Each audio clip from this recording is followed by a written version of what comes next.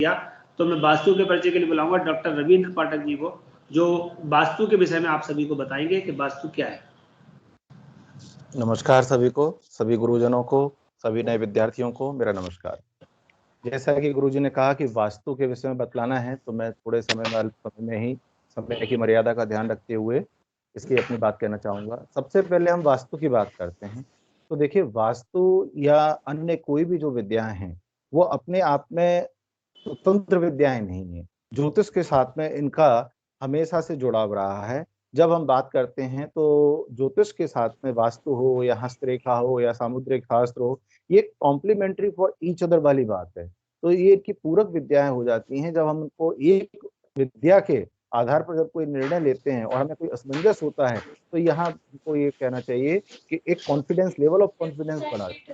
तो सबसे बड़ी बात है कि वास्तु आया कहाँ से। हमने कहा, हमने वेदांग पढ़े हैं। वेदांगों में जो छठा वेदांग जो है हमारा ज्योतिष है, तो ज्योतिष के साथ ही वास्तु का भी किया गया है। वास्तु शास्त्र की जो जानकारी है वो हमें वेदों से ही मिलती है, और वेदों में भी अथर्व वेद का जो एक उपवेद है जिसे स्थापत्य वेद कहते थे, ठीक है, कालांतर में उसी का ही नाम वास्तु शास्त्र के रूप में जाना जाने लगा। आप इसका जो प्रत्यक्ष उदाहरण आप देखेंगे तो हमारे यहाँ जो इतनी भी वास्तुकला है, आप चाहे मंदिरों के रूप में देखें, बड़े बड़े भवन या महलों के रूप में देखें, जलाशयों के रूप में देखें, उत्तर भारत की अपेक्षा अगर आप जाएंगे तो जितने बड़े बड़े मंदिर आपको दक्षिण भारत में देखते हैं, ये पूर्णतः हमारी बृहद वास्तु शास्त्र को या उस ज्ञान को परिलक्षित करते हैं या उसको वर्णन करते हैं। इसके आधार पर मुझे एग्जैक्टली अभी नाम याद नहीं आ रहा, जो शास्त्र है इसमें एक हमारे संस्कृत जो विद्यार्थी रहे हैं, जिन्होंने अगर एमए संस्कृत किया होगा तो शायद उसे मेरे ख्याल से शूल्व सूत्र बोलते हैं। उसमें मूर्तियां जो बनाई जाती हैं देवताओं की, हर मूर्ति का अनुपात क्या होगा वो सब दिया हुआ है। ये सब हमारे वास्तु शास्त्र की ही देन है, और ये हमारे अथर्ववेद का उपवेद था, उसके साथ में ये दिया गया है। ऐसा हम देखें, वेदों के आगे बढ़े तो पुराणों में भी इसका वर्णन है, आगे बढ़ते हैं तो इतिहास में भी रामायण और महाभारत आदि में भी इसका वर्णन मिलता है। सभी ने प्राय रामायण या रामचरितमानस पढ़ा हुआ है, हम जानते हैं। तो जब भगवान श्री राम वन गमन के लिए गए और वहां उन्होंने पर्णकुटी अपनी बनाई, तो उस पर्णकुटी में उन्होंने वास्तु पुरुष की पूजा की, जो वास्तु के अधिदेवता है उनकी पूजा की। इसका वर्णन हमें वाल्मीकि रामायण में मिलता भी है। तो ये क्या बतला रहा है कि वास्तु आजकल की देन नहीं है, यद्यपि वर्तमान में आधुनिक जगत के अंदर उसका स्वरूप में थोड़ा परिवर्तन आया है। सिद्धांत भी लोगों ने प्राय अपने अनुसार बदल लिए हैं। कुछ कुछ सिद्धांत, जैसे अगर हम देखें तो मास्टर बेडरूम का सिद्धांत है, जब आप आगे कभी इसमें पढ़ेंगे तो उसमें अंतर आ गया है कि भाई वो दक्षिण माने या दक्षिण पश्चिम माने, तो उसकी चर्चा भी नहीं करेंगे। केवल मैं ये बताना चाहूंगा कि ये जो चर्चा हो रही है किस आधार पे हो रही है, उस आधार को समझे। वो आधार है ऊर्जा, क्योंकि यत पिंडे तत् ब्रह्मांडे, जो इस पिंड में है अर्थात शरीर में है, वही ऊर्जा इस ब्रह्मांड में है। ब्रह्मांड पंच तत्वों से बना हुआ है, अग्नि पृथ्वी वायु जल आकाश, वही पंच तत्व शरीर में है। तो हमें कुछ नहीं करना। वास्तु का जो मुख्य उद्देश्य है, और एक लाइन में वास्तु समझा जाता है, वो है कि जो किसी स्थान पर निवास करने वाले लोग और उस स्थान की ऊर्जा के बीच में परस्पर सामंजस्य होना चाहिए। यदि वह पंचभूत तत्व समन्वयित नहीं है, सामंजस्य नहीं है उनके बीच में आपसी, अगर वो ऊर्जा का समन्वय अच्छे से नहीं हो रहा, तो उसका क्या होगा, विपरीत प्रभाव पड़ेगा उस स्थान पर या उस स्थान पर रहने वाले लोगों पर। तो वास्तु के अंदर हम केवल कुछ नहीं करते, केवल व्यक्ति की और उस स्थान की ऊर्जा, जो पंच महाभूतात्मक ऊर्जा है, उसको, कॉस्मिक जो एनर्जी है, उसको हम बैलेंस करते हैं। उसके लिए हमारे यहाँ काफी सिद्धांत दिए गए हैं। अगर आप देखें तो पंच तत्वों से पांच हमारे जो पंच ज्ञानेंद्रियां हैं, उनका सीधा संबंध है। मैं छोटा सा एग्जांपल देके बताऊंगा कि अगर आप देखें आकाश, तो आकाश जो तत्व है उसको अगर आप ज्योतिष से लिंक करते हैं तो उसके अधिष्ठाता जो है देवगुरु बृहस्पति हैं। और आकाश का जो अगर आप देखें उसकी तन्मात्रा है वो है शब्द। मतलब उससे हम कैसे देखते हैं, अपने कान के द्वारा सुनते हैं। हमारी जो श्रोत्र इंद्रिय है, सुनने की जो कान क्षमता है, वो कान से है, और उसकी तन्मात्रा क्या है, शब्द है। तो आप देखिए, यदि ये बृहस्पति तत्व बिगड़ता है तो आपके कान में प्रॉब्लम होगी या दर्द होगा या कुछ भी होगा, कान का रोग आपको उत्पन्न होगा। सेम अगर यही एनर्जी आपके घर में बदलेगी तो आप इसको ज्योतिष से भी देख सकते हैं और आप इसको वास्तु से भी देख सकते हैं। जो जिस घर ग्रह के अनुसार वास्तु बिगड़ रहा होगा जहाँ का, वो ग्रह कहीं ना कहीं पत्रिका में गड़बड़ कर रहे होंगे। चतुर्थ स्थान जो हमारा निवास स्थान है या हमारा घर का स्थान है, जिसको हम सुख बोलते हैं, तो वो स्थान अगर कहीं ना कहीं पीड़ित होता है तो उस व्यक्ति का वास्तु भी पीड़ित होता है। तो तो ऐसी कई चीजें हैं जिनको हम सहज रूप से, प्रत्यक्ष रूप से जान सकते हैं, देख सकते हैं। इनका ही हमको क्या करना है, इस ब्रह्मांड की ऊर्जा का बैलेंस हमें करना है, इसका ही निर्धारण हमें करना है, और बहुत सहज है।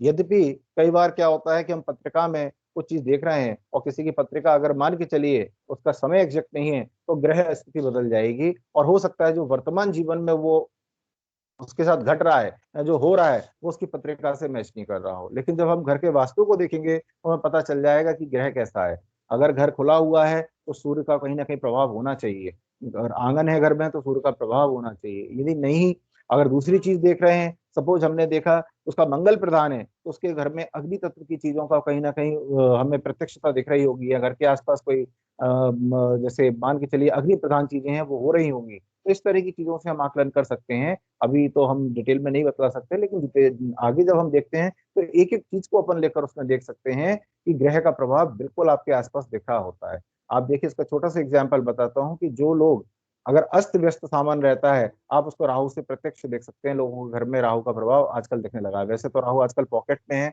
आप देखिए जितने भी इलेक्ट्रॉनिक गैजेट हैं वो राहु को बढ़ा रहे हैं, तो राहु का प्रभाव हमारे सभी के जीवन में प्रत्यक्ष दिखता है। लेकिन जो लोग ज्यादातर प्रयोग करते हैं, 24 घंटे प्रयोग करते हैं, उनकी कुंडली में आप इसका सामंजस्य देख सकते हैं। तो ये कुछ छोटी छोटी चीजें हैं जिनका हम अपने जीवन में अगर उपयोग करें तो अपने वास्तु के साथ साथ अपने जीवन को भी संवार सकते हैं, और ज्योतिष इसमें प्रत्यक्ष रूप से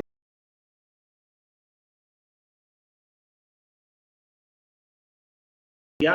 तो मैं वास्तु के परिचय के लिए बुलाऊंगा डॉक्टर रविंद्र पाठक जी को, जो वास्तु के विषय में आप सभी को बताएंगे कि वास्तु क्या है। नमस्कार सभी को, सभी गुरुजनों को, सभी नए विद्यार्थियों को मेरा नमस्कार।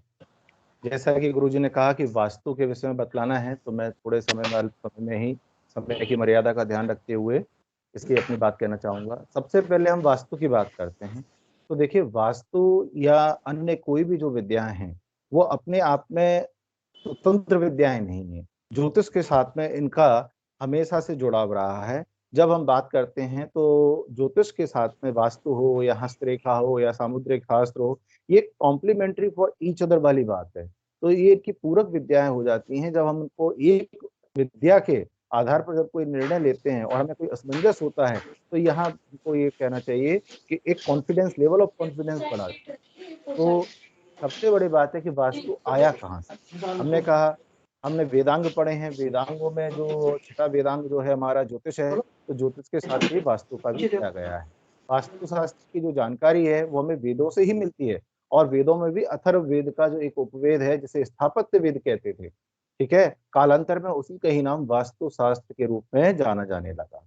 आप इसका जो प्रत्यक्ष उदाहरण आप देखेंगे तो हमारे यहाँ जो इतनी भी वास्तुकला है, आप चाहे मंदिरों के रूप में देखें, बड़े बड़े भवन या महलों के रूप में देखें, जलाशयों के रूप में देखें, उत्तर भारत की अपेक्षा अगर आप जाएंगे तो जितने बड़े बड़े मंदिर आपको दक्षिण भारत में देखते हैं, ये पूर्णतः हमारी बृहद वास्तु शास्त्र को या उस ज्ञान को परिलक्षित करते हैं या उसको वर्णन करते हैं। इसके आधार पर मुझे एग्जैक्टली अभी नाम याद नहीं आ रहा जो शास्त्र है, इसमें एक हमारे संस्कृत जो विद्यार्थी रहे हैं जिन्होंने अगर एमए संस्कृत किया होगा, तो शायद उसे मेरे ख्याल से शूल्व सूत्र बोलते हैं। उसमें मूर्तियां जो बनाई जाती हैं देवताओं की, हर मूर्ति का अनुपात क्या होगा वो सब दिया हुआ है।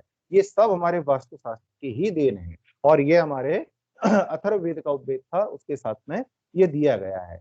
ऐसा हम देखें, वेदों के आगे बढ़े तो पुराणों में भी इसका वर्णन है, आगे बढ़ते हैं तो इतिहास में भी रामायण और महाभारत आदि में भी इसका वर्णन मिलता है। सभी ने प्राय रामायण या रामचरितमानस पढ़ा हुआ है, हम जानते हैं। तो जब भगवान श्री राम वन गमन के लिए गए और वहां उन्होंने पर्णकुटी अपनी बनाई, तो उस पर्णकुटी में उन्होंने वास्तु पुरुष की पूजा की, जो वास्तु के अधिदेवता है उनकी पूजा की। इसका वर्णन हमें वाल्मीकि रामायण में मिलता भी है। तो ये क्या बतला रहा है कि वास्तु आजकल की देन नहीं है, यद्यपि वर्तमान में आधुनिक जगत के अंदर उसका स्वरूप में थोड़ा परिवर्तन आया है। सिद्धांत भी लोगों ने प्राय अपने अनुसार बदल लिए हैं। कुछ कुछ सिद्धांत, जैसे अगर हम देखें तो मास्टर बेडरूम का सिद्धांत है, जब आप आगे कभी इसमें पढ़ेंगे तो उसमें अंतर आ गया है कि भाई वो दक्षिण माने या दक्षिण पश्चिम माने, तो उसकी चर्चा भी नहीं करेंगे। केवल मैं ये बताना चाहूंगा कि ये जो चर्चा हो रही है किस आधार पे हो रही है, उस आधार को समझे। वो आधार है ऊर्जा, क्योंकि यत पिंडे तत् ब्रह्मांडे, जो इस पिंड में है अर्थात शरीर में है, वही ऊर्जा इस ब्रह्मांड में है। ब्रह्मांड पंच तत्वों से बना हुआ है, अग्नि पृथ्वी वायु जल आकाश, वही पंच तत्व शरीर में है। तो हमें कुछ नहीं करना। वास्तु का जो मुख्य उद्देश्य है, और एक लाइन में वास्तु समझा जाता है, वो है कि जो किसी स्थान पर निवास करने वाले लोग और उस स्थान की ऊर्जा के बीच में परस्पर सामंजस्य होना चाहिए। यदि वह पंचभूत तत्व समन्वित नहीं है, सामंजस्य नहीं है उनके बीच में आपसी, अगर वो ऊर्जा का समन्वय अच्छे से नहीं हो रहा, तो उसका क्या होगा, विपरीत प्रभाव पड़ेगा उस स्थान पर या उस स्थान पर रहने वाले लोगों पर। तो वास्तु के अंदर हम केवल कुछ नहीं करते, केवल व्यक्ति की और उस स्थान की ऊर्जा जो पंच महाभूतात्मक ऊर्जा है, उसको कॉस्मिक जो एनर्जी है उसको हम बैलेंस करते हैं। उसके लिए हमारे यहाँ काफी सिद्धांत दिए गए हैं। अगर आप देखें तो पंच तत्वों से 5 हमारे जो पंच ज्ञानेंद्रियां हैं उनका सीधा संबंध है। मैं छोटा सा एग्जांपल देके बताऊंगा कि अगर आप देखें आकाश, तो आकाश जो तत्व है उसको अगर आप ज्योतिष से लिंक करते हैं तो उसके अधिष्ठाता जो है देवगुरु बृहस्पति हैं। और आकाश का जो अगर आप देखें उसकी तन्मात्रा है वो है शब्द, मतलब उससे हम कैसे देखते हैं, अपने कान के द्वारा सुनते हैं। हमारी जो श्रोत्र इंद्रिय है, सुनने की जो कान क्षमता है वो कान से है, और उसकी तन्मात्रा क्या है, शब्द है। तो आप देखिए यदि ये बृहस्पति तत्व बिगड़ता है तो आपके कान में प्रॉब्लम होगी या दर्द होगा या कुछ भी होगा, कान का रोग आपको उत्पन्न होगा। सेम अगर यही एनर्जी आपके घर में बदलेगी तो आप इसको ज्योतिष से भी देख सकते हैं और आप इसको वास्तु से भी देख सकते हैं। जो जिस घर ग्रह के अनुसार वास्तु बिगड़ रहा होगा जहाँ का, वो ग्रह कहीं ना कहीं पत्रिका में गड़बड़ कर रहे होंगे। चतुर्थ स्थान जो हमारा निवास स्थान है या हमारा घर का स्थान है, जिसको हम सुख बोलते हैं, तो वो स्थान अगर कहीं ना कहीं पीड़ित होता है तो उस व्यक्ति का वास्तु भी पीड़ित होता है। तो ऐसी कई चीजें हैं जिनको हम सहज रूप से, प्रत्यक्ष रूप से जान सकते हैं, देख सकते हैं। इनका ही हमको क्या करना है, इस ब्रह्मांड की ऊर्जा का बैलेंस हमें करना है, इसका ही निर्धारण हमें करना है, और बहुत सहज है। यद्यपि कई बार क्या होता है कि हम पत्रिका में कुछ चीज देख रहे हैं और किसी की पत्रिका अगर मान के चलिए उसका समय एग्जैक्ट नहीं है, तो ग्रह स्थिति बदल जाएगी और हो सकता है जो वर्तमान जीवन में वो उसके साथ घट रहा है या जो हो रहा है वो उसकी पत्रिका से मैच नहीं कर रहा हो। लेकिन जब हम घर के वास्तु को देखेंगे तो हमें पता चल जाएगा कि ग्रह कैसा है। अगर घर खुला हुआ है तो सूर्य का कहीं ना कहीं प्रभाव होना चाहिए, अगर आंगन है घर में तो सूर्य का प्रभाव होना चाहिए। यदि नहीं, अगर दूसरी चीज देख रहे हैं, सपोज हमने देखा उसका मंगल प्रधान है, तो उसके घर में अग्नि तत्व की चीजों का कहीं ना कहीं हमें प्रत्यक्षता दिख रही होगी, या घर के आसपास कोई जैसे मान के चलिए अग्नि प्रधान चीजें हैं वो हो रही होंगी। तो इस तरह की चीजों से हम आकलन कर सकते हैं। अभी तो हम डिटेल में नहीं बता सकते, लेकिन आगे जब हम देखते हैं तो एक एक चीज को अपन लेकर उसमें देख सकते हैं कि ग्रह का प्रभाव बिल्कुल आपके आसपास दिख रहा होता है। आप देखिए, इसका छोटा सा एग्जाम्पल बताता हूँ कि जो लोग अगर अस्त व्यस्त सामान रहता है, आप उसको राहु से प्रत्यक्ष देख सकते हैं। लोगों के घर में राहु का प्रभाव आजकल दिखने लगा है। वैसे तो राहु आजकल पॉकेट में है, आप देखिए जितने भी इलेक्ट्रॉनिक गैजेट हैं वो राहु को बढ़ा रहे हैं। तो आज राहु का प्रभाव हमारे सभी के जीवन में प्रत्यक्ष दिखता है। लेकिन जो लोग ज्यादातर प्रयोग करते हैं, 24 घंटे प्रयोग करते हैं, उनकी कुंडली में आप इसका सामंजस्य देख सकते हैं। तो ये कुछ छोटी छोटी चीजें हैं जिनका हम अपने जीवन में अगर उपयोग करें तो अपने वास्तु के साथ साथ अपने जीवन को भी संवार सकते हैं, और ज्योतिष में प्रत्यक्ष रूप से